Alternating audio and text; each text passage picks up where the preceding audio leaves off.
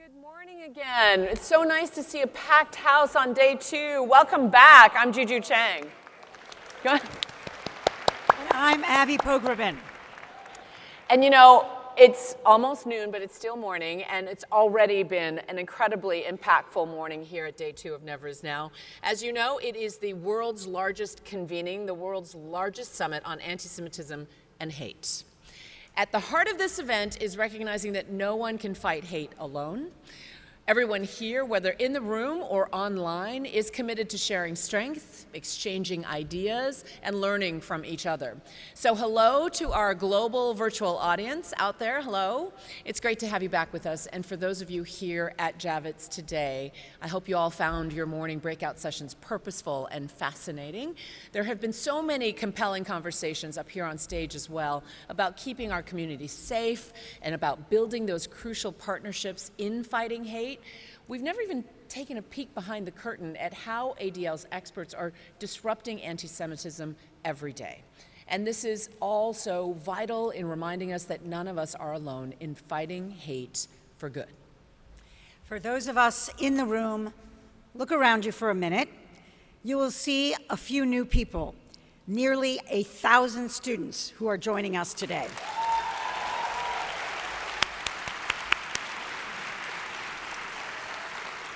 Let's hear it, as you've shown, for the power and the potential of our future leaders in this room. We are so grateful for the high school students, the college students, and the educators who are here today. They are truly on the front line dealing with the explosions of anti-Semitism and anti-Zionism that are making so many schools feel like a less safe space for Jewish students. These students are joining us here for the breakouts and Mainstage, and they will have special student-centered discussions this afternoon as we equip them to go back to the classroom and the quad with tips, tactics, and a clear message that they are not alone in confronting hate and that we are all here to help them. I know this is a little bit putting you on the spot, but Juju and I would love for every student in this room to stand.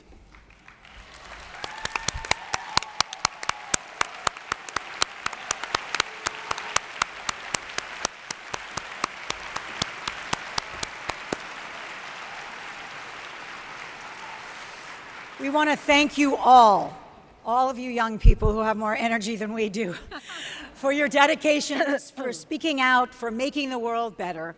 Thank you for being a part of Never Is Now. We can clap. It's always worth celebrating.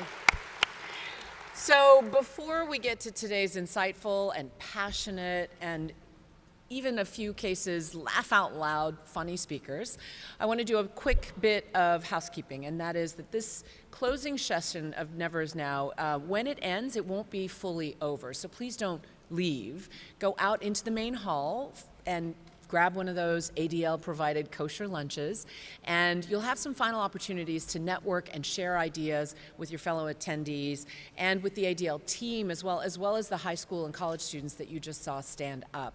And it's really important. I hope you've had a chance to connect and reconnect with your friends and your allies during this time here. So up next, I'd like to welcome to the stage the chairman and the CEO of Pfizer, Dr. Albert Bourla. He is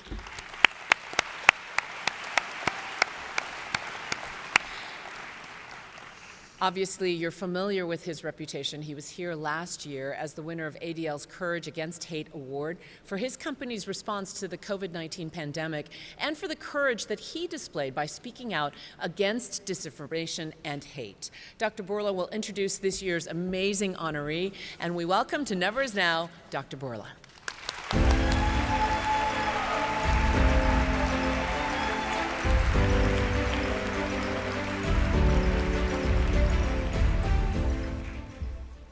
Thank you, Juju, and it's an honor and a great pleasure to be back on this stage a year later at an event which means so much to me and which is very important than ever today, given the current circumstances that we all know that we are living. I want to start by saying how much I appreciate the extraordinary leadership of Jonathan Greenblatt. He's a man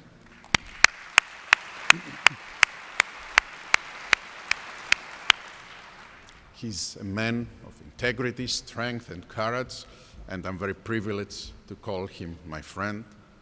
But today, I'm here, and we are here to honor another leader, also a very good friend of mine, Julie Sweet.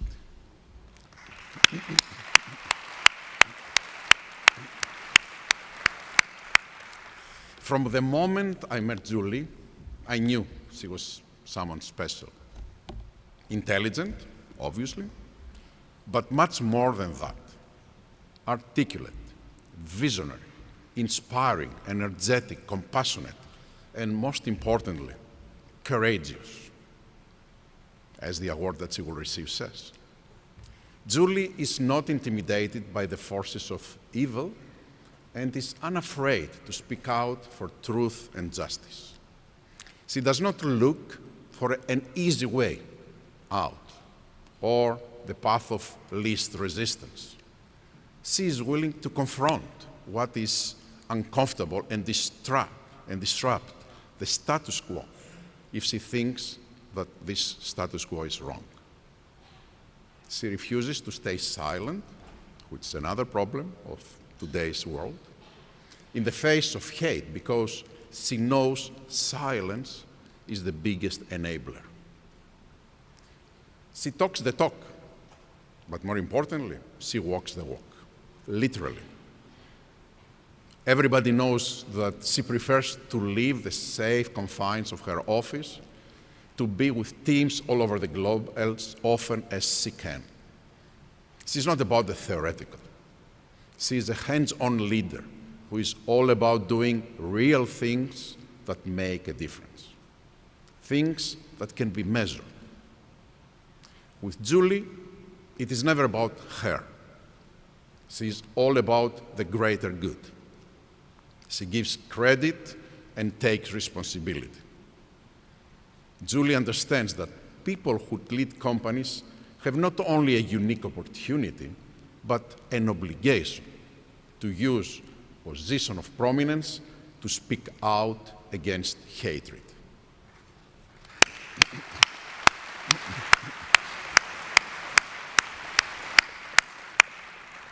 In fact, she has built a playbook that other leaders should follow.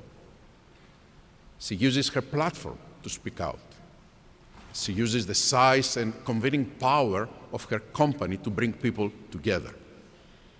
She uses the increasingly alarming data and anecdotes to describe the scope of the problem, and she talks personally about how hate has affected her. Her tireless campaign against hatred is inspiring, impactful, and influential. She is deeply a valued ally of the Jewish community at a time where allies were never more important. We all know the stakes are high, and the danger is real. Sadly, there can be no doubt that anti-Semitism is growing along with other forms of bigotry. From the nation's capital to the campuses of the most prestigious colleges, to the corridors of the United Nations, to the pages of social media, seemingly respectable people are fueling the fires of anti-Semitism, often with encouragement from people in positions of leadership and elsewhere. Julie Sweet is on the front lines fighting hard to extinguish those fires and all forms of hatred and bigotry, now and forever. And perhaps the best description of Julie is that she is a force for good in the world. So, ladies and gentlemen,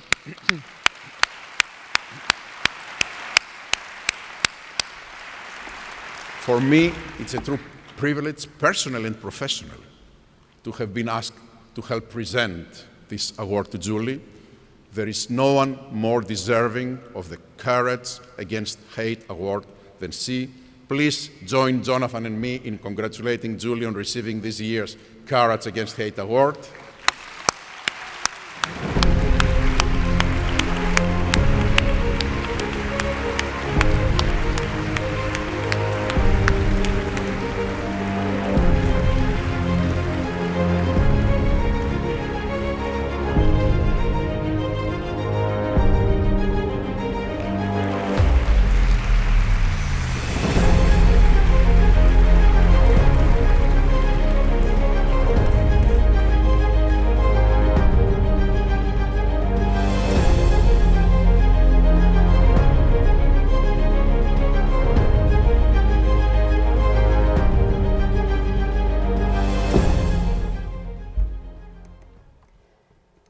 Thank you, Albert.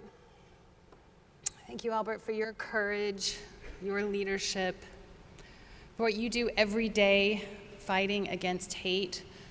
Thank you to Pfizer for all you do, your people standing up against hate.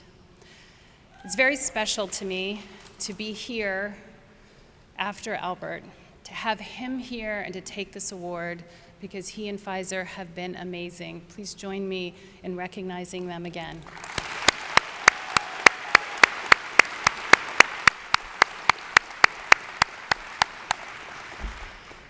It's particularly special for Albert, for me to have Albert here because my daughters are here, Chloe and Abby, and I've spoken about Albert, and for them to be able to hear him and learn from him the way I have learned from him is very meaningful. I am honored today to accept this award on behalf of the over 700,000 courageous people of Accenture who strive every day to live our values of respect, equity, inclusion for all people, and zero tolerance for hate and bigotry of any kind, including anti-Semitism, Islamophobia, xenophobia, and hate based on race and ethnicity and sexual orientation.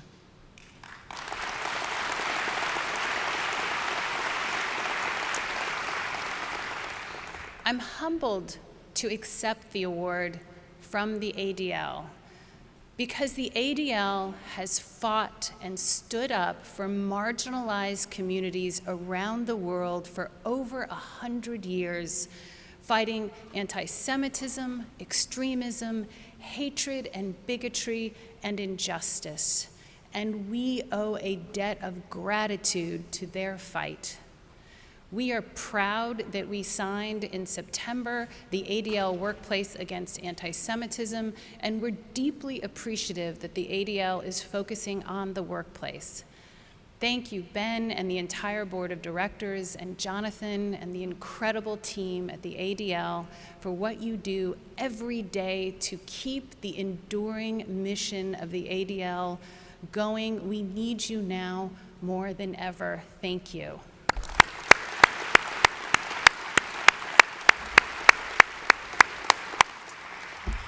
It is really inspiring to be in this room, to look around, to see so many people, to know how many people are watching, and especially to know that there are nearly 1,000 students here.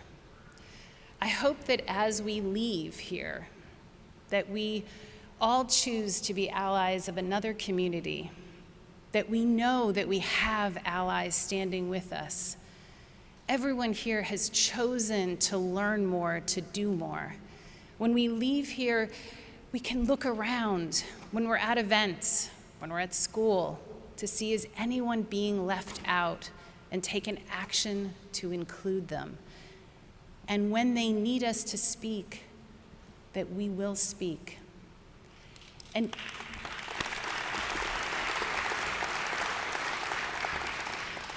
if you take anything away from my speech today, I hope it is this, that in order to eradicate hate, we must both speak up and take action against hate whenever we see it, and every day we must intentionally build bridges across our communities.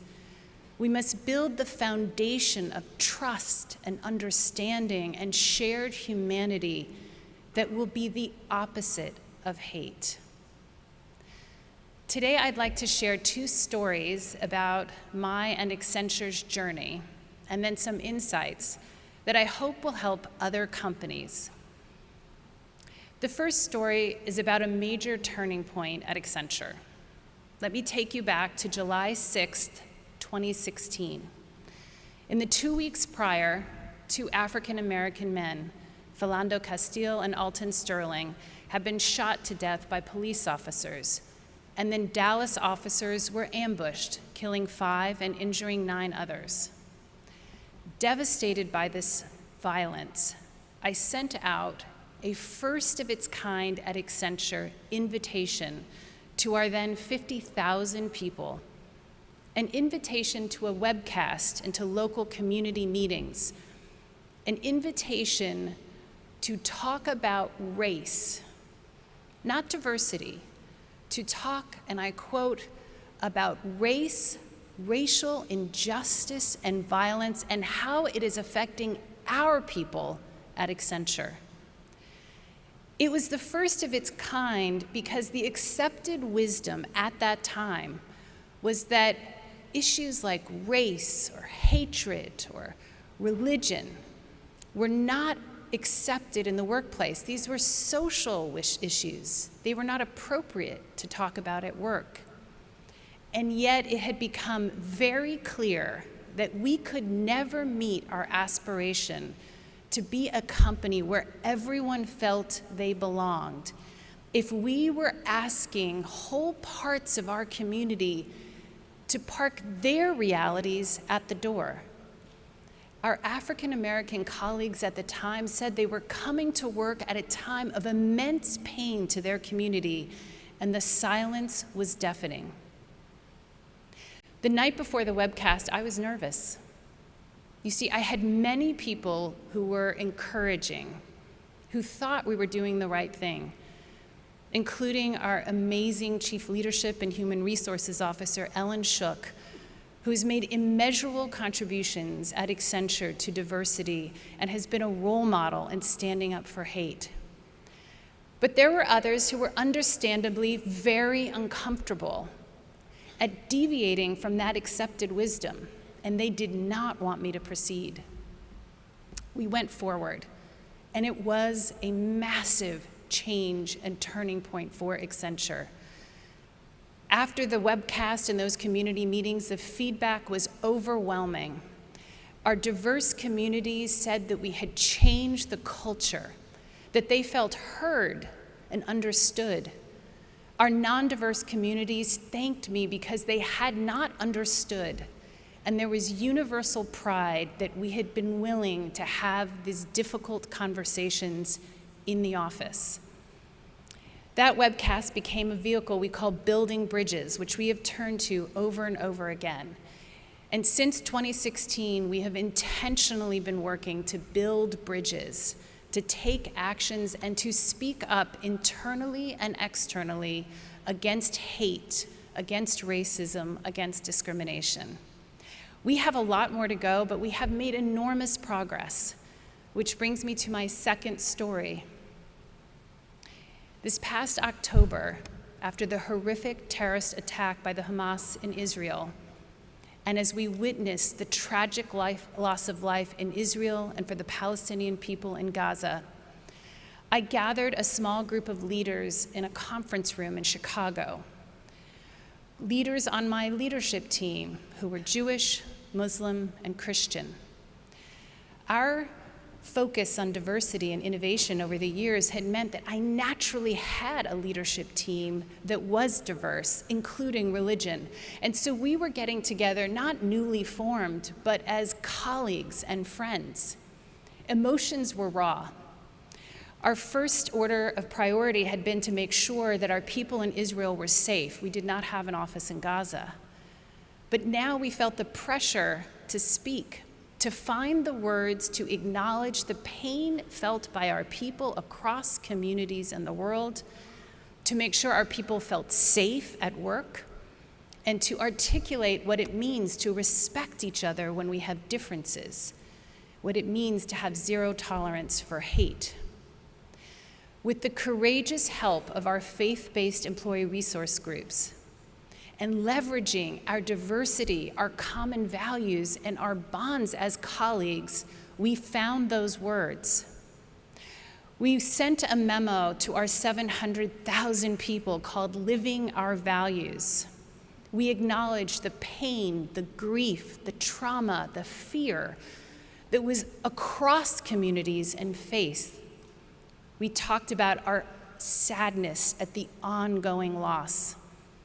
And we articulated clearly that we have zero tolerance for anti-Semitism, Islamophobia, xenophobia, and hate speech of any kind including the defense of terrorism or the equating of terrorism with people or religions.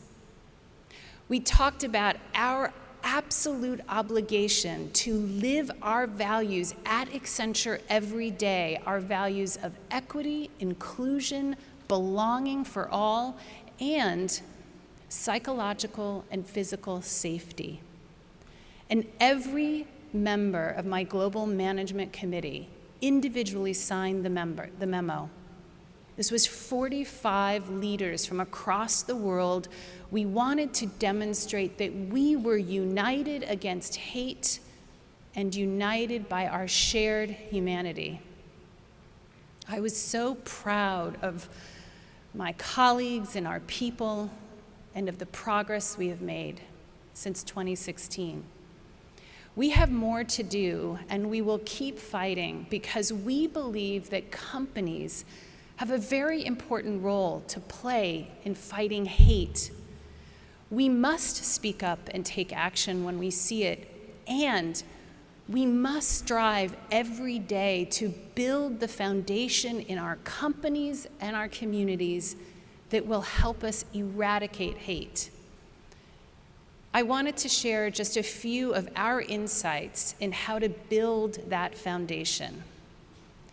First, we believe that companies must adopt and clearly articulate publicly and regularly that their company values include zero tolerance against hate and bigotry of any kind, and that your company values include an unwavering commitment to diversity, inclusion, and equality, because it is the right thing to do and because it has been proven over and over again that it is good for business. And those values must explicitly include diversity of religion and zero tolerance for hate against religions, any religion.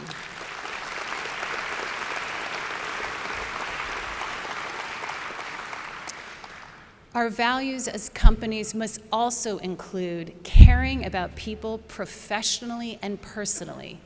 We will never eradicate hate until we care about each other and recognize in each other that shared humanity.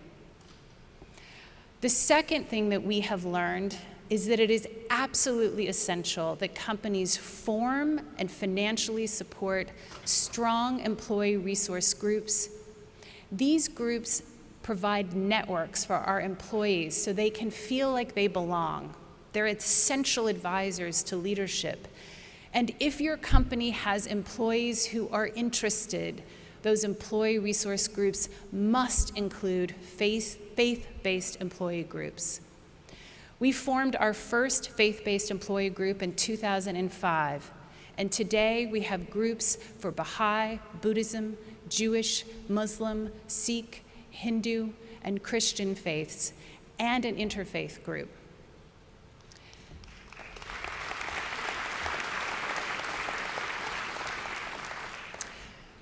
Our third lesson has been the importance of allies and forming formal ally networks.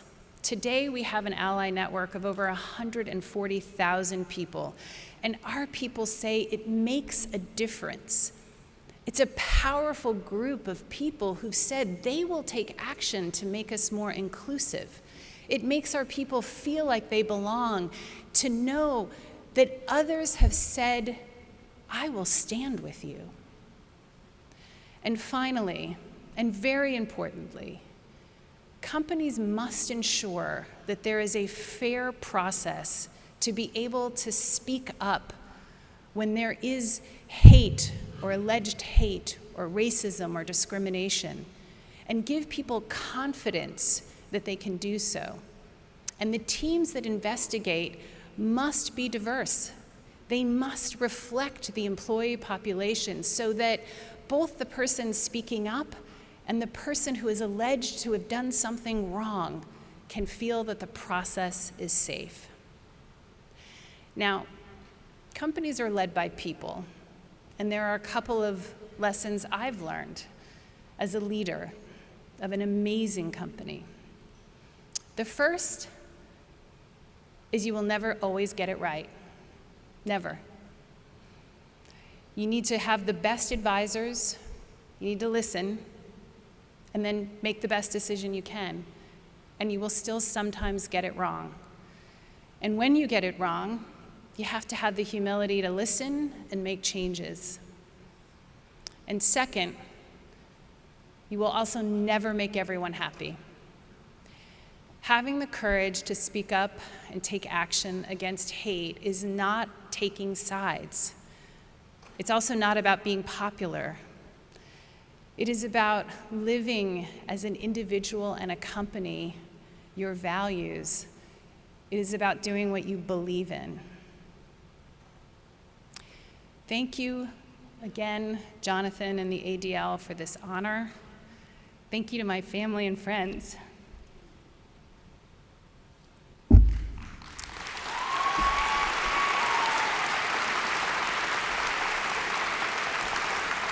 Thank you for all being here together. Thank you all for being here. Together, we will be stronger than the forces of hate. Thank you.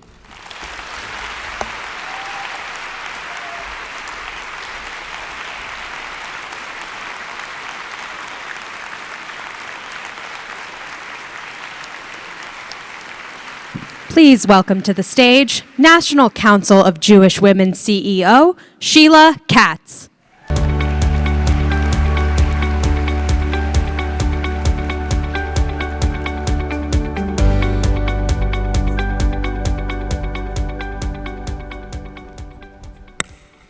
Congratulations, Julie Sweet and Accenture, for the Courage Against Hate Award. Truly a well-deserved honor.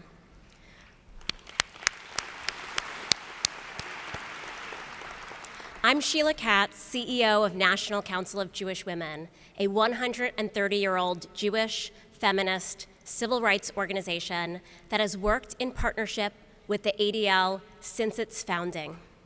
It is truly an honor to join you today and introduce a remarkable individual, a dear friend, and a true mensch, U.S. Attorney General Merrick Garland.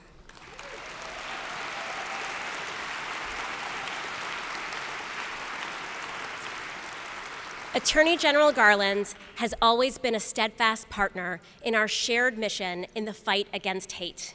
He works tirelessly to uphold justice, combat hate crimes, and protect marginalized communities. Attorney General Garland is fully committed to taking action to make all of our communities safer in this time of rising anti-Semitism. His genuine care for the Jewish community stems from his official role, his identity as a Jew, and his family's history confronting religious persecution. This is personal for him. Attorney General Garland looks hate in the face every single day. When a Michigan man associated with the base, a white supremacist group, conspired to deface a synagogue in Michigan, the Attorney General prosecuted them. When a California man targeted and shot 2 Jewish men leaving their synagogue services in Los Angeles, the Attorney General convicted him. When neo-Nazis attempted to dox journalists and advocates who expose anti-Semitism, the Attorney General secured a lengthy sentence. And when Jewish women leaders, including me, were targeted with threats of rape after October 7th, the Attorney General made sure we were safe.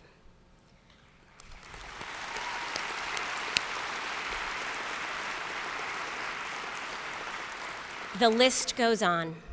Attorney General Garland doesn't back down. He works in the true spirit of Tikkun Olam to repair our broken world. And in doing so, he makes our country safer for all of us. Please join me in welcoming U.S. Attorney General Merrick Garland.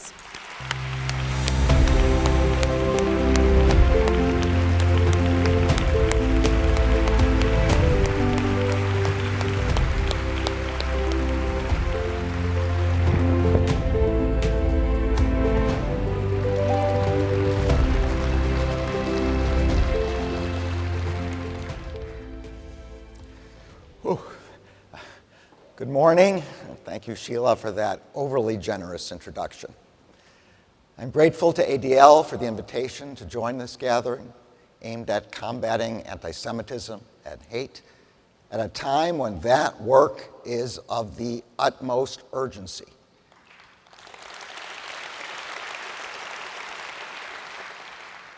It is especially meaningful to be here at the end of a trip I began last weekend in Selma, Alabama, to join civil rights advocates in commemorating the anniversary of Bloody Sunday.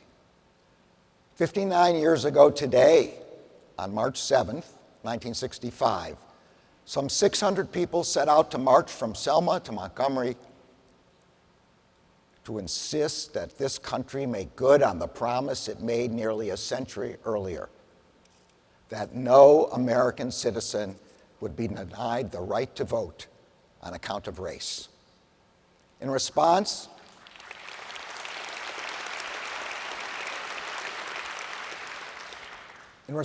they were met with horrific violence at the hands of their own government. But the movement was undeterred. Civil rights leaders organized 2 more marches, a second symbolic march to the epic Edmund Pettus Bridge 2 days later, and then 2 weeks later, a third and final march from Selma to Montgomery. At the third march, thousands of Americans from across the country came to stand alongside them. Leaders of the Justice Department stood alongside them, and leaders of ADL stood alongside them.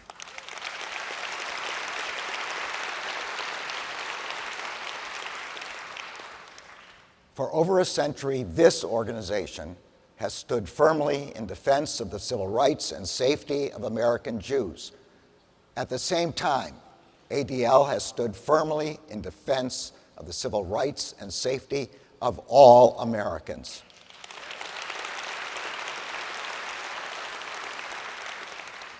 As ADL's founding charter, written over 110 years ago, declared, quote, "The immediate object of the League is to stop the defamation of the Jewish people. Its ultimate purpose is to secure justice and fair treatment to all citizens alike."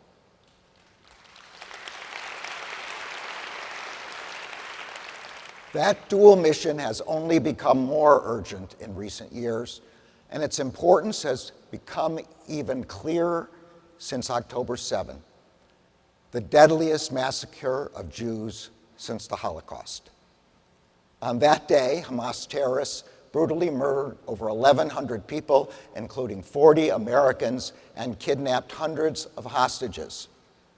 That attack devastated families in Israel, the United States, and around the world. And it renewed a familiar sense of fear and isolation for Jews everywhere. As you are well aware, since October 7, there has been a stunning increase in the volume and the frequency of threats against Jews and Jewish institutions across the United States. The FBI reports that between October 7, 2023 and January 30th of this year, the Bureau opened over 3 times more anti-Jewish hate crime investigations than in the previous 4 months, on top of an already existing year-over-year increase. These statistics do not begin to capture the fear in which I know Jewish communities have been living. They do not capture the fear of Jewish Americans that any sign of our identity could make us the target of an attack. They do not capture the hours that congregations have spent planning for the worst. Many of you gathered here today have experienced fear in your communities.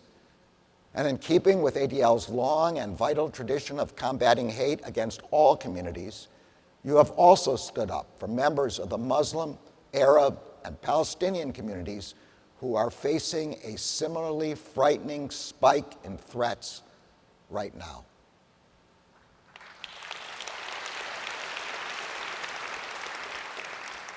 No person and no community in this country should have to live in fear of hate-fueled violence. That is why, in the wake of the October 7th attacks, I directed all of our U.S. attorneys' offices and all of our FBI field offices to meet with local law enforcement and community leaders to strengthen our response to threats of hate-fueled violence. We are aggressively investigating and prosecuting all such threats, and we will continue to do so.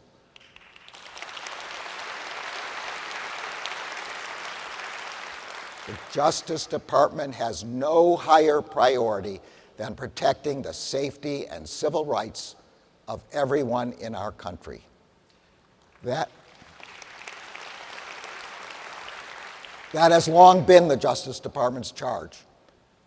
The Justice Department was first established in 1870 in the wake of the Civil War and in the midst of Reconstruction, with the first principal purpose of enforcing the protections guaranteed by the 13th, 14th, and 15th Amendments. The department sent hundreds of attorneys and agents to investigate and prosecute members of the first incarnation of the Ku Klux Klan, who were terrorizing Black Americans seeking to exercise their right to vote. The Justice Department understood then, and we understand now, that while white supremacist violence and hate-fueled threats and violence of all kinds threaten the safety of individuals and entire communities, it threatens the very foundation of our democracy. Hate-fueled violence seeks to fracture our society, to isolate us from one another, to pit community against community. It works to make us question our sense of belonging and to lose faith in our institutions.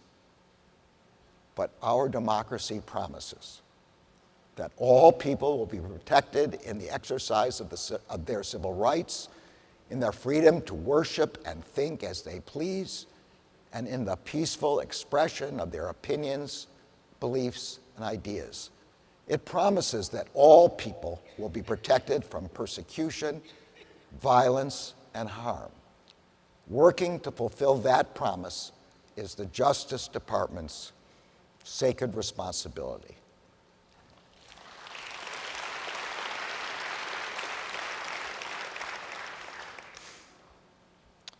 The responsibility to fulfill that promise is why I took this job.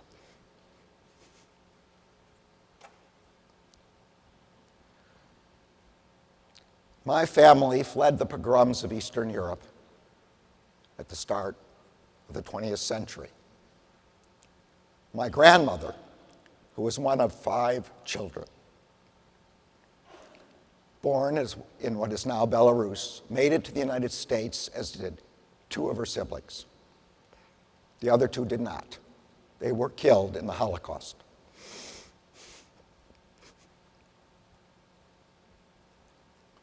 If not for America, there is little doubt that the same would have happened to my grandmother.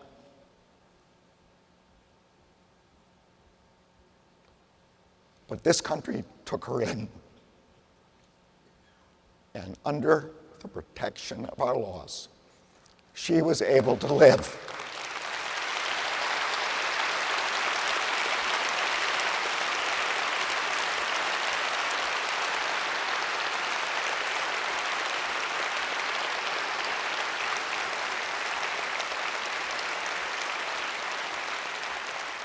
She was able to live without fear of persecution. I'm also married to a woman whose mother escaped from Austria in 1938, shortly after Hitler's army entered Vienna. Under the protection of our laws, she too was able to live without fear of persecution.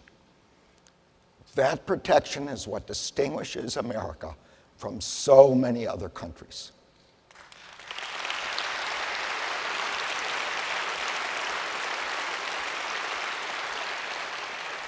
The protection of law, that equal protection of the law, is the foundation of our system of government.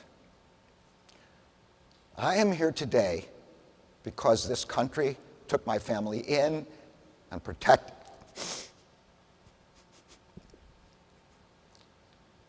when they had nowhere else to go. I also know that the protections afforded to my family have not always been afforded to families that don't look like mine. Ensuring the protection of law for all of our country's citizens has been the responsibility of every generation in our country's history.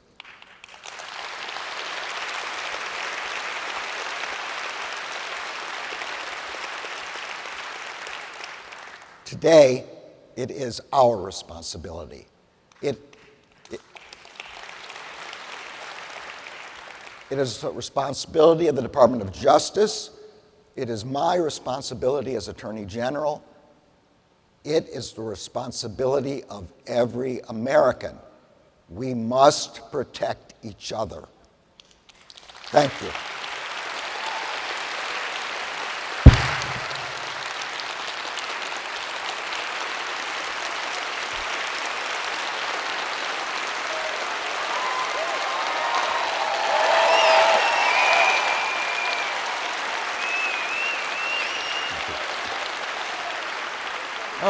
So moving. Thank you. That was such a moving and deeply personal address. Thank you so much, Merrick Garland, for joining us today, sharing your wisdom, your perspective, and also your heart with us.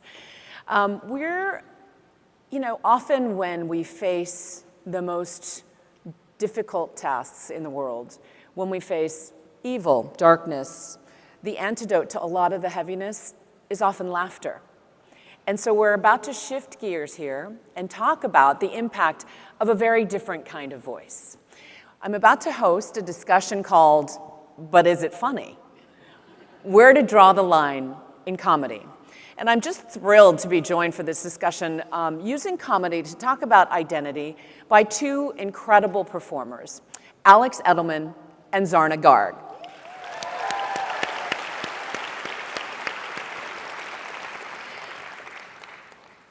Alex is truly a superb and thought-provoking comedian, actor, and writer. How many of you have seen his Broadway show, Just for Us? Yeah? It's often referred to as a work of genius. I found myself belly aching laughing in the seats the entire time, and is now continuing a Boffo tour. We also welcome Zarna Garg, who describes herself as one in a billion. An immigrant from India, a mom, a stand-up comedian who believes that every brown woman everywhere has the right to laugh at anything and anyone they want, including all the sacred cows. So this discussion has an important point, though, to make at its core about identity, bias, censorship, self-censorship, and so much more. So we are thrilled, I'm personally excited to hear from these very talented people. Let's welcome Alex and Zarna. Oh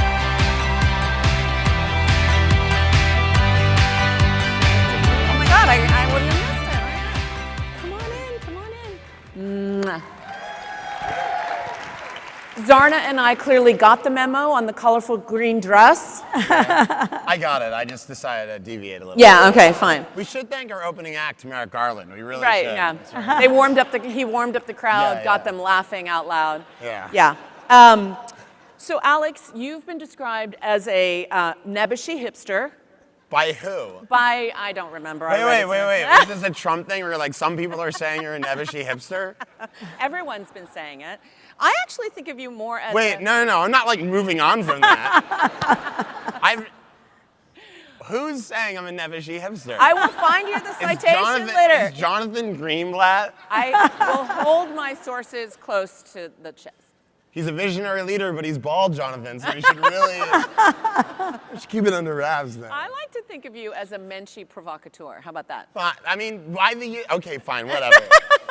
Do whatever you want. Go ahead. But to me, let's give the overview of your show for those few of us who haven't had the absolute delight to see the show.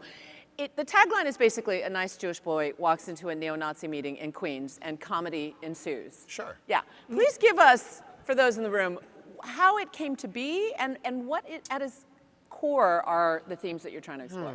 I guess that's the top line of the show is that I was on Twitter, and there were. Zarna's already laughing. Like, there you go. I was on Twitter, and if you don't know it, it's a dying social media platform, and I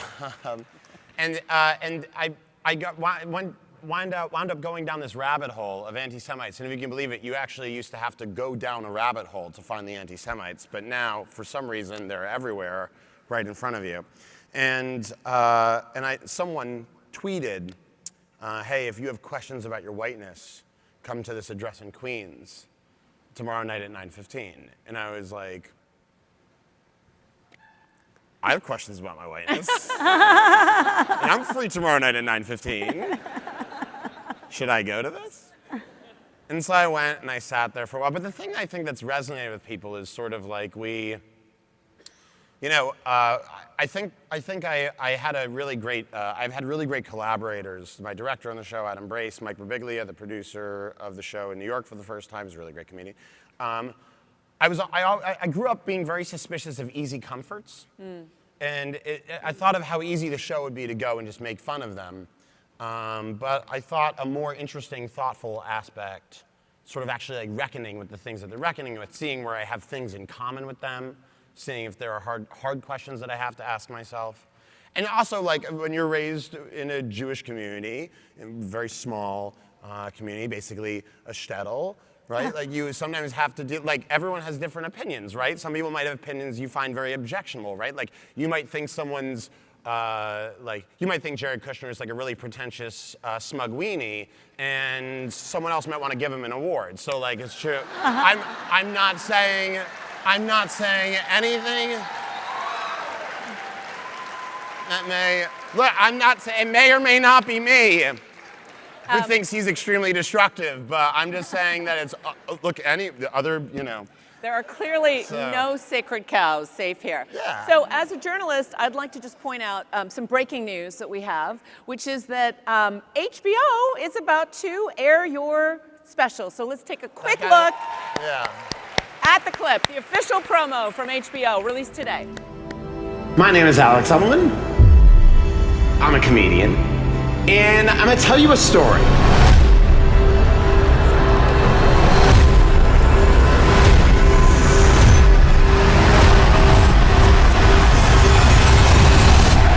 It's a Tuesday night, and I see this tweet, and I send it to my best friend in the world, and I wrote, David, do you want to come with me to this meeting of Nazis in Queens? People are just pulling up chairs. You know, it's like a semicircle, or like an anti-semicircle. Now I see the nebbishy hipster thing. Well done. Congratulations. But while we're congratulating, let's congratulate Zarna as well, because you have a special on Amazon, right? Woo! So, you are unapologetically classic Indian immigrant mom, and like so many immigrants like me can relate to the humor that you do. Let's, before we dive in, take a look at a clip of you at work. I live in New York City with my husband and 3 kids. 2 boys, woohoo! 1 girl, whatever about her. No, it's okay, it's fine. She has a therapist. That's right, I pay $3.50 an hour so the 2 of them can talk smack about me. And my daughter, she's dating a white boy. Yeah. No, it's okay, it's a phase. Everybody goes through it. And I've been most supportive. I told her, you do you, whatever makes you happy, because if I don't say that, that's 6 more sessions at $3.50 an hour. But I did say to her, I said, listen to me, it's fine you're dating this boy, but please don't post a photo with him on the Instagram. And she goes, why not? I said, because if your grandma, Dadi, sees it, she will drop dead. Then I thought about it, I said, okay, post the photo.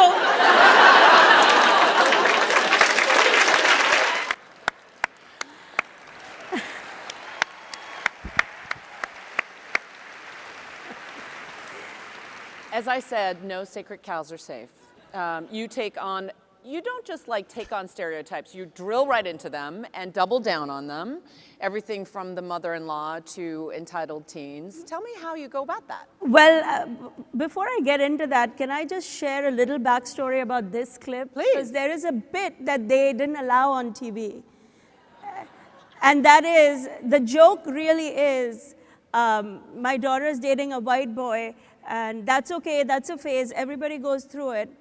And he's Jewish, and I've been most supportive. I told her, you do you, whatever makes you happy, also because I know his mother's gonna put an end to it.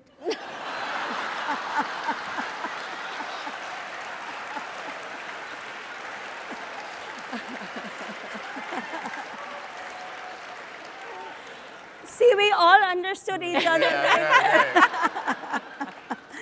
Unfortunately, that piece didn't make it to TV. That is hilarious. That is the most honest laugh I've heard all day. You got a lot of dishonest laughter, I'm sorry. I'm just kidding. Kidding. All right, so. Some people are saying he's a devilish hipster. But give us a sense of like how you break down those stereotypes and you really just are unafraid. Oh, I don't break them down, I embrace them. I mean, I'm all about the STEM. I want all my kids to be doctors. My daughter is actually a gifted writer. She has an essay, best of New York Times essay, but I killed that because we need doctors. We don't. No, we do. Alex. It's a terrible job. Alex. My dad's a doctor. My mom's a lawyer. Which is, shut up! Just shut up. You know what? I actually, not to be serious, I hate to be serious for a second, but like, I really don't like stereotypes. I'm very annoyed at like, I think Jewish comedy's needs to sort of kill its past in order to have a better future. Like, I think the shtick of our parents and grandparents, and a lot of you in the audience that I'm looking at right now, I think this sort of like Catskills comedy that we liked is bad and passe. And I think it'd be nice to see people talk about what it means to be Jewish instead of like, Ashkenazis are like this, Sephardi's are like this, even though that's hilarious and that's Modi. But like besides that, everybody who's like the funniest comic on the planet and my role model and like a huge influence on me, but I want to see more introspective comedy because like, I don't know anyone who wants their kids to be, I'm going to say this and you guys are going to be like, but I don't know anyone who wants their kids to be like a doctor or a lawyer. I think you're sitting next to one. Please, Ganesh, I didn't say that. This is him. Your dad's a doctor, your mom's a lawyer. That's why you could be a comic. Yeah. Absolutely. Fantastic. Shout out to every doctor, lawyer, every computer person who did the job that like was so hard to do. So their kids today are like growing up. Even my daughter, she's but like. You think our kids are going to be less creative? No one, and I would never allow it. If my kid was like, Dad, I want to be a doctor, I'd be like, no son of mine is going to be a doctor. You're going to be a ballerina like me or a travel influencer like your mom. Who knew that the comedy segment would turn into Crossfire? Which is what's happening. But honestly, Zarna, let's talk a little bit about, you said, the clip didn't make it for TV. Yeah. Where are the boundaries? Is there any place you don't go? What is it that's funny or not funny, inappropriate or not appropriate? The thing is that no one knows. So you have to just use your best judgment and do what you believe is right. Because no one knows. I mean, I have a 65-minute special on Amazon Prime right now, and I have jokes about everything in there. My mother-in-law, which we're not going to go there, but you guys can watch it for free if you have a Prime account. I think Korean Americans and Jewish Americans know a thing or two about mother. Right? You know what I'm. So I have jokes about everything. I have jokes just about. Everyone knows the thing about mother. It's not like it's like, oh, this is But that's the point, isn't it? Is that it's universal. Yeah, like you make fun of your thing, but everybody has that thing. Sure. But here's the unexpected part. I have jokes about everything. I have jokes about abortion, gun control. I thought I would get in trouble for those jokes. I was pushing the boundaries. None of it. No one cared. No one cared about any of those jokes. It was a joke about my son's height that got me in trouble. That got me all Please kinds tell. of hate. Tell Well, us more. he goes from the river to the sea, so that's very, no, sorry. See, there's a way to connect it all. I'm asking myself, should I be laughing? I don't know. No, so the joke is that the best news I got in my family, which is actually true, is that my 17-year-old son is now 5'8¼ inches tall. Like, isn't that amazing? To us, this is great news to Indian people. Like, my husband and I are both short people. We used to pray to God that our son should be tall. And, but it turns out that there is no Hindu god of height. 19,000 gods and not one for the thing every Indian person needs. I mean, what good is it having all these extra arms if you can't reach anything anyway? Very good, very good. Alex, you're going to ask me for the citation, but I also read somewhere that you see your show as a living, evolving sort of storyline, right? So in a moment of seriousness, you talk in your show about anti-Semitism, about what it means to be a Jew. How has that evolved over time, and obviously specifically after October 7th, and the rise of so much anti-Semitism? Well, wait, what happened? No, I'm just kidding. I honestly think that look, I think to Zarna's point, you can talk about anything, and you should. Comedians should be talking about the things that are on people's minds. They should be addressing, they should be giving comedy that is conversant with the moment that it's in, but also an escape from it. Like right after October 7th, we had shows in San Francisco, and someone sent me a message or a comment saying, I'm going to come to San Francisco on October 28th and behead you in front of your Zionist buddies. And I was like, well, the shows end on the 27th. Like, I'm not going to stay. I'm going to, like, stick around. But I called my producer, Jenny Gersten, and I was like, Jenny, should we cancel these shows? And I spoke to Modi, spoke to Elon Gold, other comics I love and respect, and we decided to do the shows, and it felt different. The comedy feels that, look, you mount plays. There's a play I saw last night at the Public called The Ally, which is conversant with the moment that we're in right now, and it was written years ago. And so, like, I think that... But apparently the ending's changed. I didn't know that. Yeah. But, like, I think art in general, in comedy, if you want to call it art, I know you probably consider it a distraction, but I think it should. I think it should be conversant with the moment that it's in. And I added a couple lines to the show. I opened the show now I say when I was in high school, I saw John Updike, famous novelist, give a talk, and John Updike said, if you're lucky at one point in your life, the work that you write will find itself in conversation with the times in which you live. And then I go, well, call me Mr. Lucky! So, yeah. It's fascinating to see how you're tackling a lot of these issues. You poke fun at the Orthodox community, at secular community, at every community out there. So I think that's really important. Zarna, you're out there opening for Tina Fey and Amy Poehler. You have a podcast. You've got all sorts of going on. I've listened to episodes on matchmaking, and there may be a yenta or two in the audience, but I've now learned that yenta is not actually the word for matchmaker. It's shadchan, just so we know. Don't you dare. And Shadchan, right? Shadchan? Okay, so now we know. But anyway, tell me about sort of how you go about and pick these family themes for your podcast. You've gotten them involved? Oh, yeah. You wanna Because... poll the audience? What? I'm trying Stuck to in remember your brain now. if it's Shadchan or what? Shadchan, that's right. Shadchan, thank you. Thank you so much. This is our audience participation part of the panel. But how do you pick the family themes and the issues that you delve into? So first of all, it was very easy to get them all involved because I realized, I was like, why am I the only one working? Well, the kids should be working. Why am I the only, it's comedy, it's making videos and stuff that kids do anyway. And no bar is low enough in our family. If something is going to track, we're going to talk about it. But it came from a space of talking about things that brown families don't talk about. And I thought our family was the only family that had kids, teens and above, who had never talked about sex. So our first episode is called The Sex Talk, where my husband and I ask the kids what they know about sex. Oh my God. And it's, right? And I thought we were the only family that had never talked about it. It turns out no one's talking about sex. So it was like a revelation. And in an episode where I have my 20-year-old and my 17-year-old and my 11-year-old, I thought it would be the older two who would have something to say. It was actually my 11-year-old who was like, I've kissed a girl. That's a But you know, it early came rise. from that space of opening up conversations that don't really happen in brown families, and now we're discovering in any families. When I went to a yeshiva, and they didn't tell us we were going to have sex ed. They just one day went, you're getting new schedules.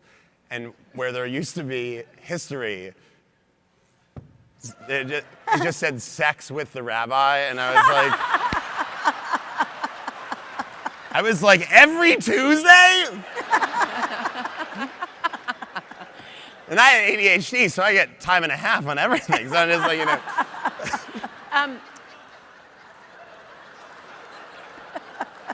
Alex, you talked. I literally keep asking myself, can I laugh at this? You talked about sort of rebranding Jewish humor, and yet you have been referred to as like a generational talent by some of the greats. I mean, like, I don't know if you guys know this, but like Jerry Seinfeld, Billy Crystal, come to his show, go backstage, give him notes, which he then has co-opted into his show.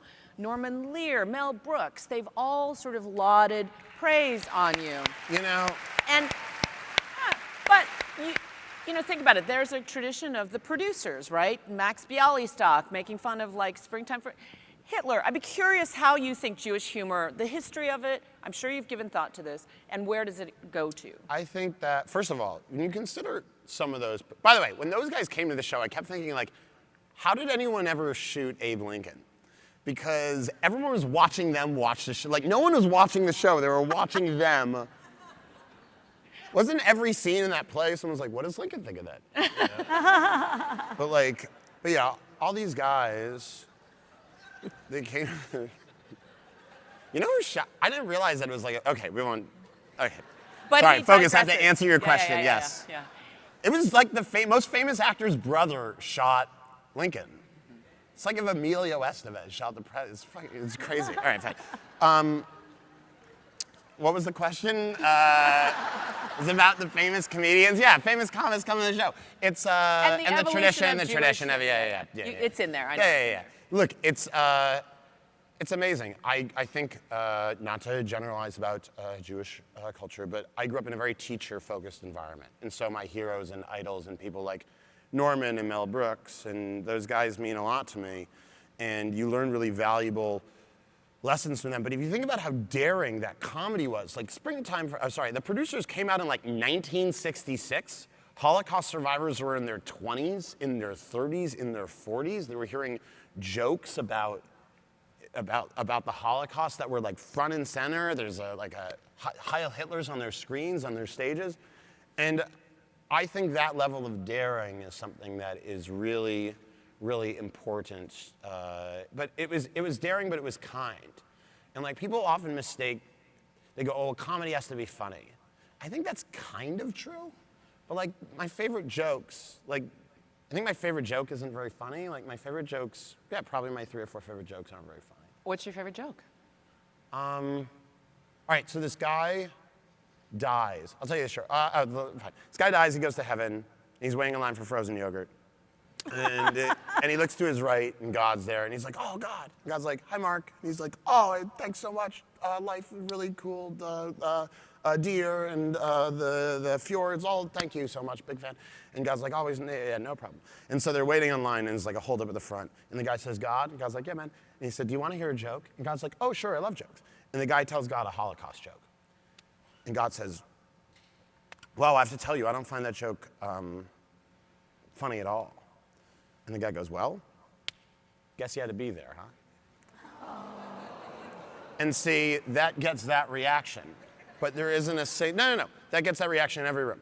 But there isn't a single person who wouldn't be like, that's a great joke. Like, that joke makes a beautiful point in a beautiful way. And occasionally 1 out of every 1,000 people laughs at that. And if I ever meet the right person, I'll marry that person. But like, yeah, that's the, like, I think Jewish comedy has always made really important points. Going back to like Isaac Bashevis Singer, going back to like, there are great Jewish novelists, great Jewish writers, Norman, Mel, man, I miss Norman. Yeah. Oh God. He always said, he would always say, I'm just another, I'm sorry, I interrupted you. But. No. I do wonder, though, about this evolution of Jewish comedy that you're talking about. How does it evolve from, the history, Shticky hacks? From the shticky hacks? I think it's focused on like what it meant to be Jewish in the 60s and 70s. As this conference is kind of, a lot of the conversations this conference has been about is a different existence than Jews have now. We live different lives. Jews in America occupy a different place than we did, a more complicated place, a really difficult place to understand. Like we have different types of anti-Semitism. We want to wipe them all out perm anti-Semitism, but we also have it's okay to be Jewish as long as you're not in any way actually considering Judaism an animating force, the sort of Hanukkah anti-Semitism. Like, our lives are different lives. And I think addressing the complexity and nuance of that experience, people say like, oh, you can't say anything now. You can say pretty much anything on stage. You can get away with pretty much anything, provided you show your work, provided people understand the point that you're making, and we need more nuanced, complicated comedy to talk about the more nuanced, complicated times that we are living in. This clock. Thank you for coming to my TED Talk. I really do appreciate. The clock is our enemy, but I want to give you the final words. Arna, give me a sense of, we talk from this stage a lot about uncomfortable conversations. Sometimes your comedy makes people uncomfortable. How do you think about that? Some people are saying sometimes your comedy makes people uncomfortable. Well, I just wanted to actually answer the question you asked, Alex, about how Jewish comedy is evolving. And I will tell you that my entire comedy career would not exist without Jewish women in comedy. So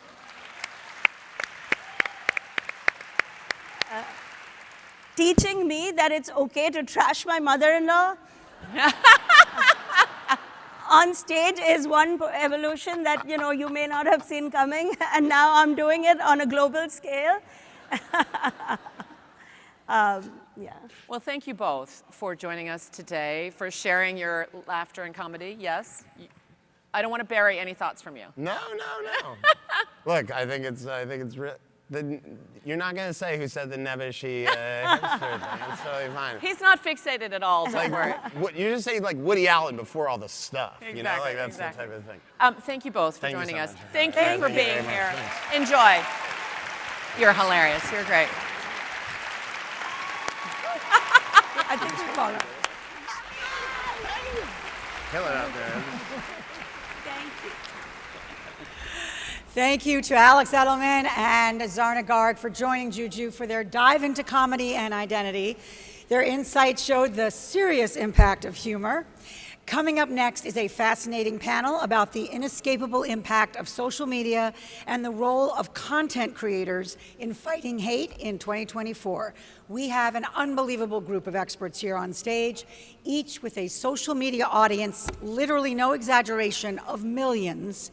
And I am so eager to hear what they have to say about how influencers can and should leverage their platforms to fight anti-Semitism and reach audiences who may not be listening to traditional mainstream voices on topics like extremism and the Middle East.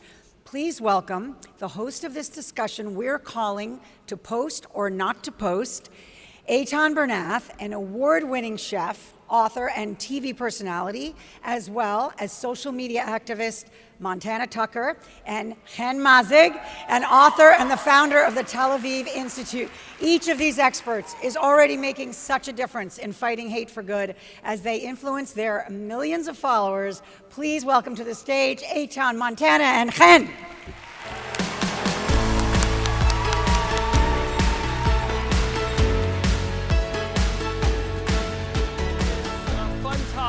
To be Jewish on the internet, and we do this professionally. It's a hard act to follow, but I feel like we have a well-lubricated audience. We are here today to talk about being Jews on the internet. It's never been a greater time and a more challenging time to be a Jew on the internet. And so we have two incredible friends, incredible Jews, incredible activists in front of us with combined over 25 million followers, reach billions of people around the world. Let's do a little round of introductions. In case any of you live under a rock, Montana, do you want to kick us off? No, oh my gosh. Hi everyone, this is incredible to see you all here. Wow, this is amazing. Thank you ADL for putting this on and for having us. My name is Montana Tucker. I am a singer, dancer, actress, and social media activist. And I have never been more proud to be a Jew. Thank you so much, Eitan. My name is Chang Mazig. I'm an author and thank you. Thank you. I'm not as talented as these two. I don't know how to cook or to dance, but I do know how to create content about Jews in Israel. Amazing. Go Chen. My name is Eitan Bernath. I will be moderating this panel. I am a chef, author, and activist. You may have seen some of my cooking videos on the internet. I also work on CBS on the Drew Barrymore Show as a principal culinary contributor, and am a very proud Jew, big fan of the ADL. And let's just kick this off. So I want us to back up a little bit. I feel like October 7th is a date that reminds me almost of like COVID. There was like life before and life after. Let's back up to October 6th, the days before, life is as we know it. How did you each use social media? Was being Jewish a big part of your social media presence? Let's start with that. Yeah, so before October 7th, a year ago, I actually created a docuseries, a Holocaust educational docuseries called How to Never Forget. Both of my grandparents are Holocaust survivors. And before that, I actually grew my platforms from dancing, from singing, from acting. And my name is Montana Tucker. I know it's not the most Jewish sounding name, so a lot of my followers may have not known that I was Jewish. I would post every so often. And when I did my Holocaust educational series, it definitely was a shock to a lot of people that didn't know. They also didn't follow me for that type of content. So that was a year ago when I released that. And then since October 7th, of course, I've pretty much taken over my social media. It's really hard to do anything else. I feel like all of us in this room could probably relate to that, whether it's on social media or in real life. But I have used what I love to do to inspire others. Hopefully, I've been to Israel. I went in December. I actually did a flash mob of over 100 dancers in Israel, all Israeli dancers, and everyone's been going through so much over there. So to be able to bring some joy through dance during this time, it's hard to imagine life before October 7th. Yeah. It really is. I feel like we're all forever changed, and anything before, just like it's hard to imagine life before COVID, it really is hard to imagine life before October 7th, and I think we're all changed forever. Yeah, absolutely. I think that October 7th was really a moment that a lot of us felt that we need to change the way we're doing social media. But even before then, my organization, the Tel Aviv Institute, has been working with Jewish social media influencers that are not as open about their Jewish identity as Montana, which I get because it's scary, but to help and empower them speak up about their identity in a way that fits their audience. What Montana is doing brilliantly is, she's going to do a flash mob in Israel. This is what our audience is coming for a platform for, and they're actually connecting you, and you're meeting people where they're at. And that's why I think it's so powerful. And the same for you, Eitan. I think this sort of work that you take your strength and you're playing to your strength and to the audience and what they want to get from you, and bring in Israel, bring in your Jewish identity, speaking up about it is the most powerful thing we can do. And that's what we've done before October 7th. And I think a lot of it has changed, but the commitment of the Jewish people is what hasn't changed. I think people that have spoken up before speak up now, and a lot of more people speaking up more loudly, but I think that's the one thing that I'm so proud of seeing, Jews speaking up. Yeah, no, it's truly been incredible. I think since October 7th, there has been, of course, a lot of grief and hardship and pain amongst the Jewish community, but I think the most beautiful thing since then, and something that keeps me going, and I'm sure it keeps many of you in the audience, waking up every day, is the unity among the Jewish people. You know, people who maybe didn't have as much Jewish life in their life are now embracing going to Shabbat meals, going to synagogue, speaking about being Jewish, and that's been truly incredible. Now, I talked about initially when we walked out here, it's quite a time to be a Jew on the internet. We do it professionally all day long. And I want to hear from each of you your experience, how you've been navigating being a Jew online, speaking about anti-Semitism, speaking about October 7th, speaking as a proud Zionist and supporter of the state of Israel and its existence.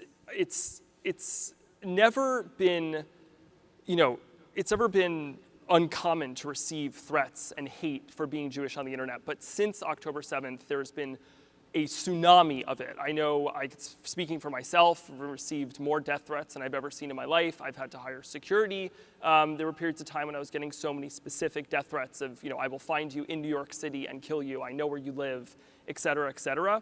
How have you been navigating that? And have you had to change anything about your life, your platform since then? Absolutely. I think that when I released my series, I definitely received hate of people saying, the Holocaust never existed, or your grandparents should have died, and we're not going to stop until you die. That was, a year ago.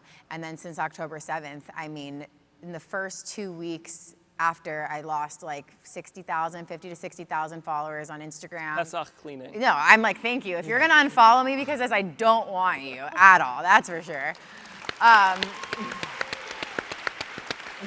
But the messages, thankfully nothing has happened in person. It's really all been online.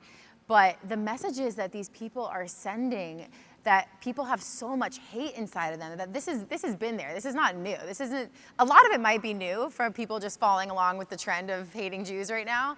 I don't know that it's new, but I think it's now, people aren't afraid to voice those feelings. Yeah. It's become acceptable. It's popular. It's literally popular to be against Jews and against Israel. That's what's popular. That's what's trending on the platforms. As we know, the popular hashtags on TikTok were Hitler was right, were Osama bin Laden, were, anti-Israel, anti-Zionist, whatever these hashtags, they're literally trending and popular. And so kids that don't even know better, don't even know anything about the conflict or anything going on, or about the Holocaust even, just see a video that has 10 million views, see that it's trending and popular, and they want to be popular too. So they're just following along with the trend. But the messages I've received, people have called me Hitler, myself.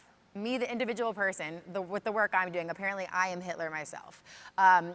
What really gets to me is when they talk about my grandparents. They can talk about me all day long, I don't care, but when they directly talk about my grandparents, and it affects me. But also the DMs, the positive messages that I'm sure all of us in here, I can only imagine what both of you guys get as well. I think that's what keeps us all going, right? We can get hate messages all day long, but from the Jews around the world, because with social media, we can reach people all around the world. It's not just in the US, not just in Israel. We're reaching people all around the world. So to have people message us and thank us for the work that we're doing, from my 1-minute video or your graphics that you're posting or whatever you're posting, like that, I think is what fuels us and keeps us going, knowing that we are making an impact, and you never know who you're going to reach with that piece of content. Yeah, very, very true. And now, Chen, you do an incredible job at providing information that's digestible for the masses. Many public figures share your posts. I would love to hear how, in this period of time when it feels like factual information is far and few between on the internet, how do you navigate providing fact-based information to people, to the masses, in a digestible way that can, be absorbed by the reader when they're just scrolling on Instagram? Yeah, I'm trying to always lead with kindness, to always see the humanity, to speak about, even if I speak about horrific stories, to find a way to make it digestible for people to share. And this type of, we were talking about what happened after October 7th, I've seen all of it. I've been doing this work, speaking about Israel and anti-Semitism and Jewish identity for over a decade now. And I've heard all those lies. I've heard the term genocide being thrown years ago. I even heard this, have you heard during December where they said that Jesus was a Palestinian? You've heard that? I never thought I'm going to have to fight for Jesus. But I had to do what I had to do. And I mean, just to think of how clever this sort of rhetoric is, because instead of saying Jews kill Jesus, which we all know it's taboo and something that you can't say because it's anti-Semitic, instead we can say that Jesus was a Palestinian. And we all know who's killing Palestinians today. So the Jewish state is actually killing Jesus. So like to create such sophisticated anti-Semitic propaganda has been a process that has gone on for years. And the way that we have to combat it is not by playing in this level. And one of my commanders in the army, when I served as a humanitarian officer in Gaza, working on providing humanitarian aid to Palestinians, I remember him telling me how important it is that when we fight a war in Gaza, that we're not fighting the way that Hamas is fighting, because we are not like them. And when you fight a monster, you have to make sure that you're not turning into one. Wow. Yeah. Yeah, and you know, on these platforms right now, there seems to just be a complete failure of the systems in place that are meant to protect people online, specifically right now the Jewish community, whether that's the threats we're receiving or just the misinformation that's allowed on the platforms, whether it's videos claiming just absolutely absurd pieces of false information. We were part of a letter that was published a few months back, a Dear TikTok letter, calling out TikTok for the just complete lack of support for the Jewish community and the allowance of such hate and vitriol and awful things written about Jews and misinformation out there. How, Montana, have you seen the platforms fail Jewish creators? I think it's important to know, because if this can happen to us, it can happen to any other group of people. And that's why it's so important. If these platforms can fail us, it can happen to truly anyone. Absolutely. I think TikTok specifically, it's such a shame that this is happening. I mean, when I started TikTok is my biggest platform. I have over 9 million followers on there, and I'm so grateful, and it's been a huge part of my career. And TikTok used to be this place where anything goes. Anyone is accepted, no matter what you look like, no matter where you come from. If you're a little kid in your bedroom dancing, you can wake up the next morning and you can have 20 million views. Like, it was such a beautiful platform, and on your For You page, you'd always come across different races, different ethnicities. Like, anything was accepted and actually promoted. It was the more different and unique you were, the more you were promoted on the platform.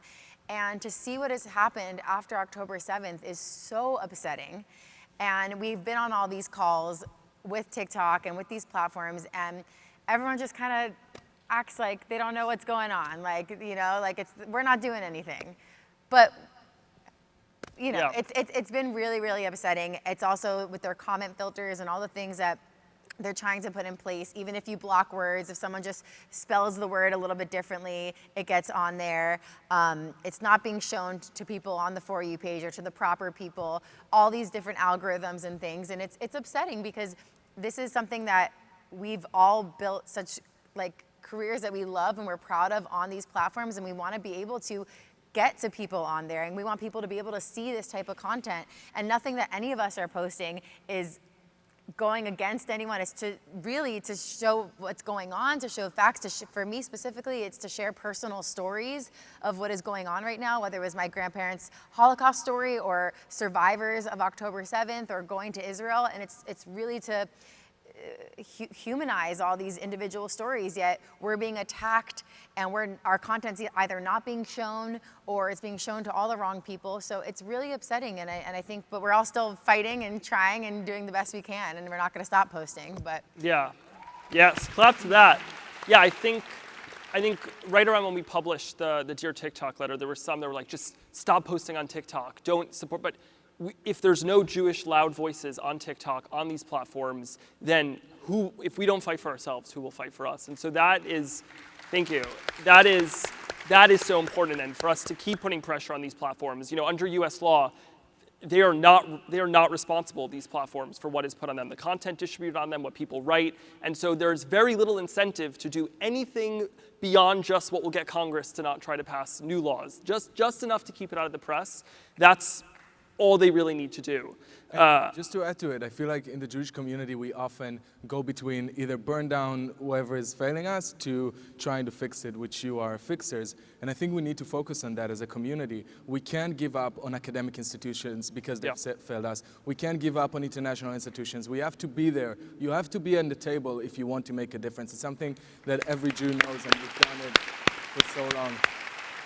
So it's really important not to give up and keep on pushing ourselves forward, because no one is going to do it for us. Those companies, they don't really care. I'm sorry, they care about money. They do not. That's at the end of the day, if their stock is going to cost more, that's going to make them happy. But I think it's up to us. And and if you're afraid that we are outnumbered, let me tell you about Jewish history, okay? Yes. Now, in our last few minutes, I want to speak about the positive things that have come out of the last few months. The Jewish unity, of course, and also being able to use our platforms for Jewish advocacy in ways we've never seen before. Now, Montana, you have an incredible story I want you to share about what happened to you at the Grammys. Montana, I don't know if you saw this photo, but Montana wore an incredible dress to the Grammys and truly turned that opportunity that you got from your work unrelated to being a Jewish advocate and used that opportunity, that platform, to advocate for the Jewish people. So can you tell this brief story? It's incredible. Yes. As an artist, being invited to the Grammys is like, there's nothing bigger, right? To go to the Grammys. And so when I got invited, I freaked out, obviously, because I couldn't believe I was invited. And then, of course, immediately I was like, okay, what can I do? I got to do something. And I know going around with all the award shows was the yellow pin, which I know a lot of us in here are wearing, which is amazing. And I knew maybe some people would wear it, maybe not. For the other shows, I didn't see that many wearing it, like maybe like two for the other shows. So of course I was like, no, I gotta have a massive yellow ribbon so that no one can miss it and it's in everyone's face. Thank you. But I never get nervous. Like I can speak in front of 300,000 people and be great. I never get nervous, but going there was like, right as I walked up to the carpet, I was like, okay, this is happening. Like I'm doing this and I'm by myself and I'm gonna do it. And I did it, and then afterwards I actually had someone from the Recording Academy come up to me saying, okay, did you get all your content? Like kind of trying to rush me off the carpet. And basically she said that comms came to her and had a problem with my dress and said it was too political and they were really upset about my dress. And I was like, that's so interesting. It's actually not political at all. Are you aware of what the yellow ribbon stands for? And then her face got all nervous and she's like, okay, well, can you take it off? Like, is it possible to remove the ribbon? I'm like, it's sewn onto my dress. Like, we're on the red carpet, like, no. And I would never take it off. And she's like, okay, you can go out there, but we're not gonna be able to share any of your content. So the Recording Academy wouldn't share any of my content. So it's kind of freaking out. I went back out, and then 2 minutes later, Harvey Mason Jr., who I think is absolutely incredible. I hope he is continuing to get the praise he deserves. Gave his amazing speech, but before that, I didn't know he was giving the speech, and he came up to me and he goes, wow, I love your dress. It's amazing. Thank you for wearing that. Can we take a picture? And I was like, oh my gosh, Harvey Mason Jr., if you guys, he's the head of the Recording Academy, in case anyone doesn't know. But anyway, and then I honestly didn't post anything yet, and then I sat in my seat, and all of a sudden everything kind of blew up, and the messages, the most amazing messages to me were from the hostage families that reached out to me, who I've kept in contact with because I've met so many of them, and they were just so thankful. So incredible. Truly such an incredible way to use your platform. I tried to make it short. For good. No, it's an incredible story. It deserves its time. Chen, would love to hear from you. What motivates you to not stop talking about fighting anti-Semitism? It can be hard to wake up every day, combating anti-Semitism and Jew hatred. It's not always the most sexy topic. What gets you motivated, no matter what you have in your DMs, to keep going? I'm doing everything I do for my ancestors, for my grandparents. They came to Israel from Iraq and Tunisia. They came with nothing but the clothes to their backs. And when they came to Israel, they had hope and they wanted a better future for their kids. They were chased by anti-Semites in those countries. And I'd be damned if I let anti-Semites make anyone feel like my grandparents did. And that's why I keep talking, and that's why I keep sharing. And I like to say, I don't know if I came up with this quote, but I like to say that I love being Jewish more than anyone hates me for it. And that's what keeps me motivated. Absolutely. Every day. It's a great quote. And I think to add on that too, it's like with our ancestors, my grandparents, they had to hide being Jewish, or they had to run away. We now, everyone in this room, is a powerful Jew. And we don't have to stay silent. We don't have to hide. And we have the opportunity to speak out, to make a difference. And that's why we have to keep doing it, whether it's on social media, whether it's in the school systems, whether it's to Congress, whatever it is, because I know there are so many different types of people in here in different ages. We all have the opportunity to continue making an impact. And like you said, I feel like the Jewish community has come together in a way I've personally never seen before in my entire life, and I think it's really motivating to all of us to keep going. Yeah, incredibly inspiring. It's also just one more point on that, because I think it's important. Being Jewish is the coolest thing ever. It's the most punk thing you can do. I just want to make sure, because I feel like people are almost ashamed of it or feeling like we need to be. To be a populist is what is being an anti-Semite today. So if you're not an anti-Semite, if you're Jewish, if you stand up for Jews, you're the coolest person, and don't let anyone tell you otherwise.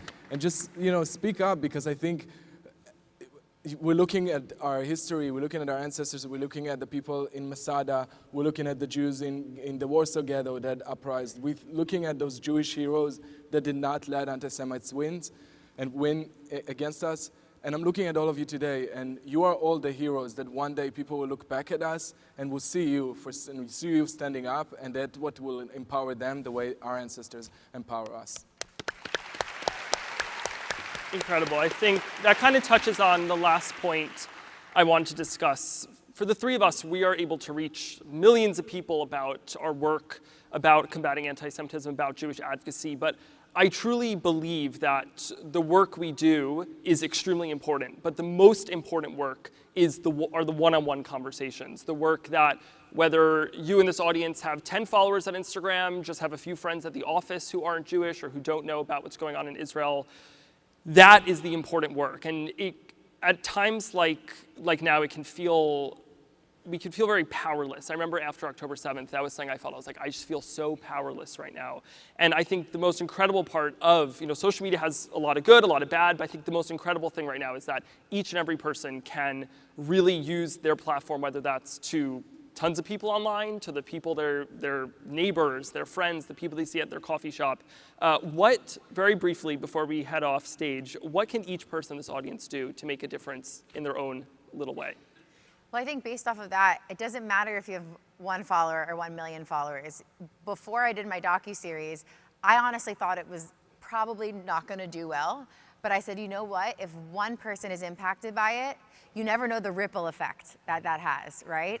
What can happen from that one person seeing your video or that one conversation? That person's whole entire life could potentially change. I know that sounds crazy, but their whole entire life and all the people they impact in their life will be changed from that conversation, from that piece of content.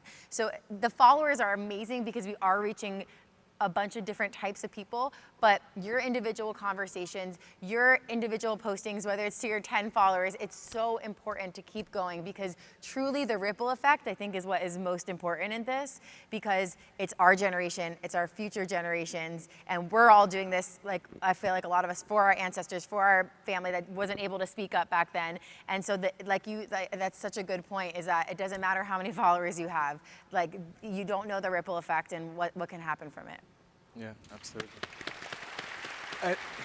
I mean, just to add on this, I think speaking up and being proud is what every other marginalized community have been doing for a long time, and we have to do it. We have to lead with kindness. We have to humanize and resist dehumanization of Palestinians, just like we resist dehumanization of Israelis. This is not going to contribute to anyone or to peace, so we cannot allow that. But speak up, be proud, don't let anyone tell you to be ashamed of yourself, and remember that being Jewish in your life today is a magic, it's a miracle, it's nothing short of it. Incredible. Well, thank you two so much for this incredible conversation. This is so important to be discussed, and I think that it's truly everyone's job as a Jew to do their part in fighting for the Jewish people, and doing it whether it's for our ancestors or for our grandkids one day, so they can say, oh hey, my grandparents fought their fight. That's truly important. Thank you all so much. Thank you to the ADL for having us at this incredible conference in this ginormous room among all of you. Thank you, Jonathan Greenblatt, for your leadership and for trusting us to share our stories. Thank you all so much. Thank you all so much. Am Yisrael Chai! Yisrael Chai, yeah! Woo! Thank you.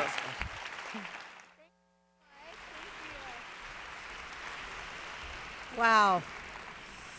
The future is safe. Thank you, Eitan, Montana, and Chen. I know we're all getting hungry. I've seen the box lunches. They look delicious. Now we're going to pivot with some breaking news. As a result of ADL's advocacy efforts, we have an exciting announcement from two bipartisan leaders on how Congress will work with ADL to fight hate crimes. Hello, I'm Congressman Don Beyer, and I represent Northern Virginia's 8th Congressional District in the U.S. House of Representatives. And I'm Don Bacon, representing Nebraska's 2nd District. We're honored to have the opportunity to speak to you at your Never Is Now Summit and stand firmly with you in this fight against anti-Semitism.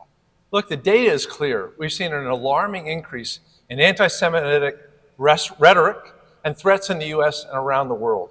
According to the FBI, more than half of all religious bias crimes in 2022 were motivated by anti-Semitism. And that hate is still rising. Tragically, experts expect to see record numbers of anti-Semitic incidents in the 2023 data that the FBI will release later this year.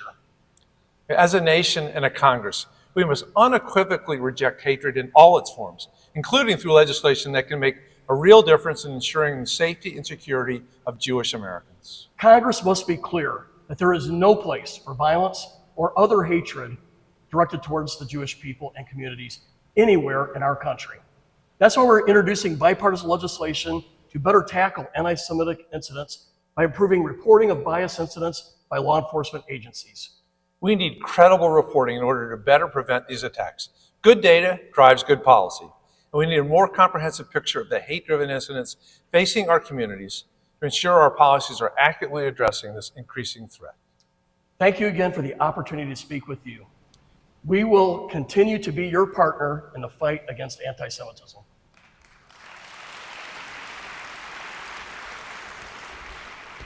This effort builds on our decades-long leadership in confronting hate in all forms. And you can now text COMBAT. I'm the one who always tells you what to text. COMBAT, C-O-M-B-A-T, to 72572 to contact your member of Congress to support this exciting new effort, or visit the advocacy station once the plenary concludes to take action.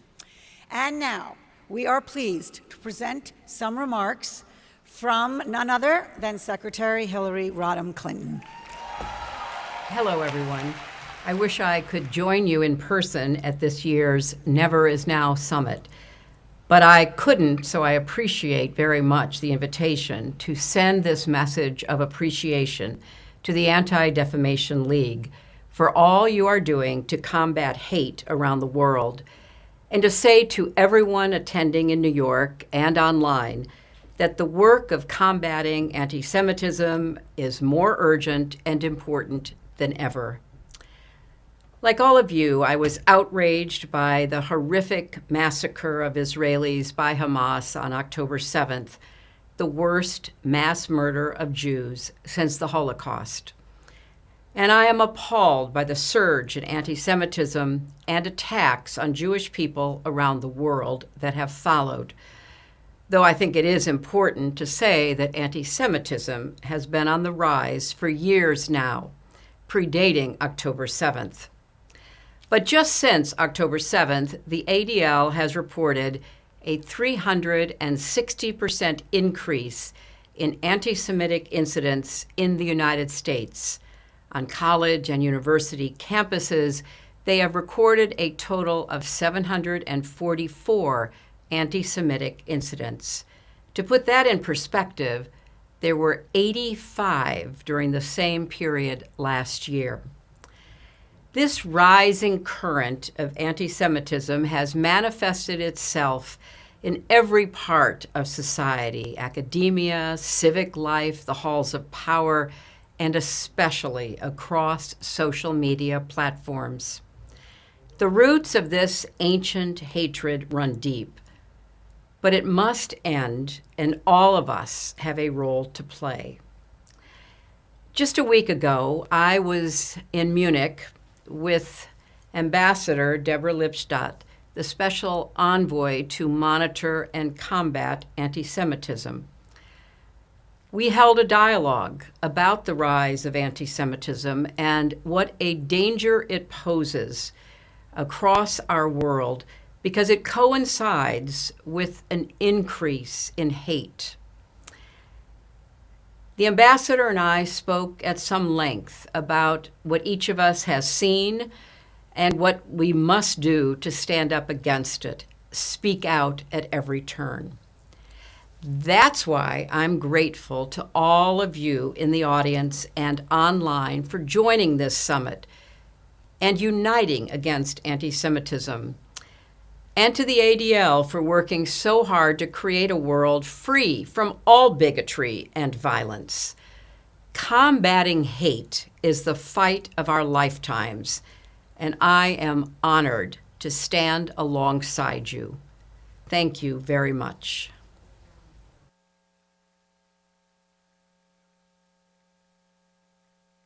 Please welcome Chair of the ADL Board of Directors, Ben Sachs.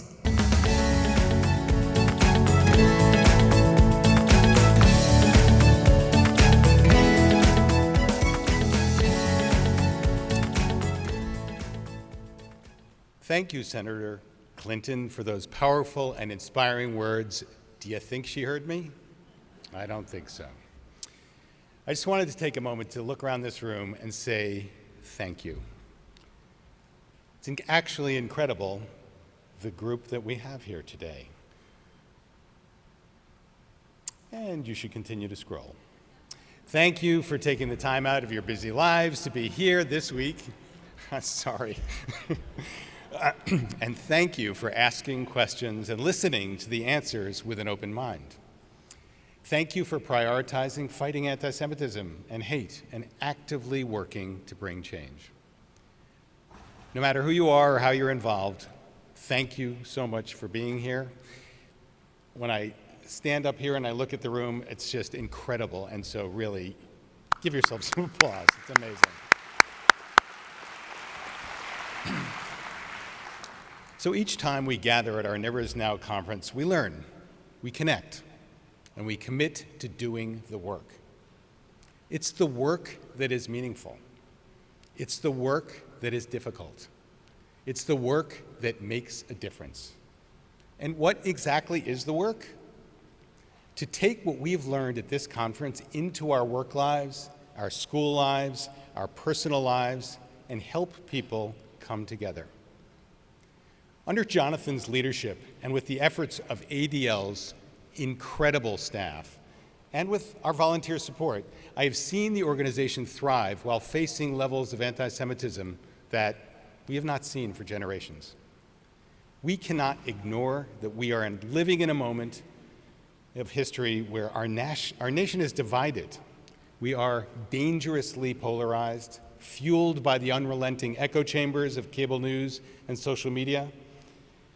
And as some of us have learned in the session focused on AI, and perhaps the session that just came before me, it's likely to get worse. And each one of us has a role to play in helping to heal and, frankly, to find hope. My hope for the ADL is that we can be a big tent where everyone is welcome. But we know big tents can still house big disagreements. We are an organization that acknowledges and supports the experiences of different identities, backgrounds, orientations, and faiths, because we recognize that all of us must do as much as we possibly can to combat hate and find hope in our communities. The test for being a part of this organization is not about which side of the political aisle you're on, whether you're Jewish, Muslim, Catholic, atheist, or something else. It's simply, are you willing to fight hate and find hope?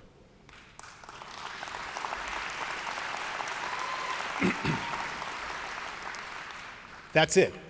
If the answer is yes, then you have a home at the ADL. The ADL Big Tent can and does have room for more people than you would expect. One current example has emerged since the October 7th massacre in Israel. Many who demonstrate against Israel's war in Gaza make the mistake of equating Israeli government policy with all Jews living in diaspora. As we have experienced, anti-Semitism against Jews in this country has spiked dramatically because of this. In this narrative, it seems as if somehow all Jews everywhere are responsible for innocent lives being lost in Gaza. If you are a part of this community, the work is to help others understand that there is a difference, thereby de-escalating the tensions that have emerged in places like campuses across our country. And if you can do that, you have a place in ADL's big tent.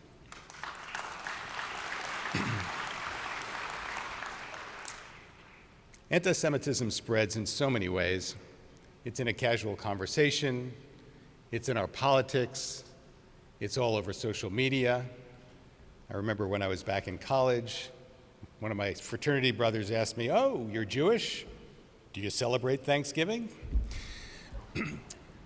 As Ambassador Deborah Lipstadt said yesterday, anywhere anti-Semitism is permitted to exist, bad things follow. As we face anti-Semitism from both the far left and the extreme right of our political spectrum, we have the responsibility to find the center, to bring everyone in, not to push people out, to find hope. And we can do that through our advocacy and action. For me, the best part of this week was seeing so many students who traveled to be here to learn and connect. And if you're in the room now, thank you for coming here.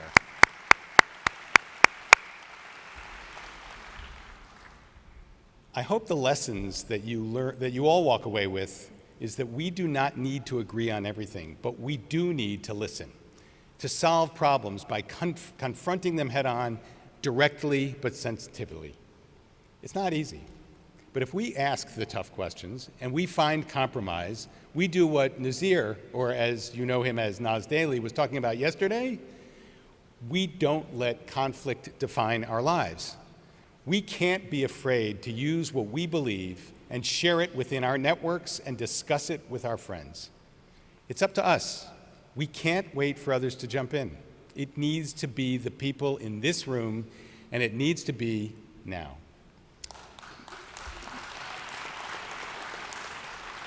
I think my mother is clapping in the third row over there. I am grateful to every one of you who took action against hate this week, and I thank you in advance for all of the good I know that you're going to do when you return home. We are in this together, and that gives me great hope. Thank you very much.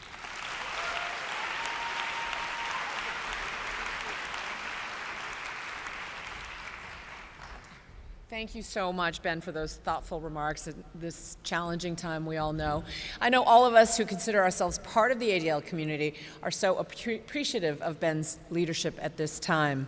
I don't know about you guys, but I laughed, I cried. It was better than Cats. I really enjoyed my time here, thank you. As we come to a close, we're gonna schmooze over lunch. I wanna direct most of you out the doors. You'll be told where lunch is. ADL provided kosher lunch. For the high school and college students, you're being asked to stay in this room and continue to schmooze as well. And for those of us joining us online, there is no question about it. The world is definitely changing around us, and it's a very challenging time. Anti-Semitism, anti-Zionism, hate on campus, hate online, extremism is seeping from the fringes towards the mainstream, and divisions are increasing as we move towards a crescendo of this election cycle. It's daunting, but please remember, you're not alone. That's why you're here at Never Is Now. You've shown up, and showing up is half the battle. You've rejected the misinformation, the disinformation, and the hostility and the extremism that's gaining traction in every corner. I can hear you all rustling. It's like after the sermon when everyone's trying to get to the doors. So we need you to take these ideas, to take the connections and the inspirations that you have gotten at Never Is Now and bring them back to your communities. We need you to be leaders, to be the first voice to speak up when others are silent. This is both the challenge and the opportunity for all of us. The good news is that ADL is in your corner, and they will stay vigilant in helping you to fight hate for good. When you need resources, you can go to adl.org for their latest work. When you need help in dealing with an anti-Semitic incident, you can reach out to ADL and their regional offices for support.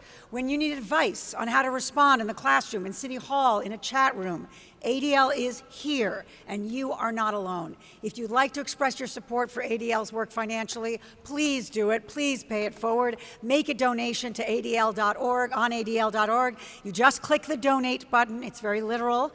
Use the link in the app or by scanning the QR code in your printed program. On behalf of Juju, Chang, and myself, Abby Pogrebin, and from Jonathan Greenblatt, who is our leader in all things, Ben Sachs, and the entire incredible ADL professional and volunteer team, and all the technical team behind, you cannot believe what these folks have done. And to security, thank you to security. Whether you're here, whether you're online, we are with you. Go have lunch, and thank you.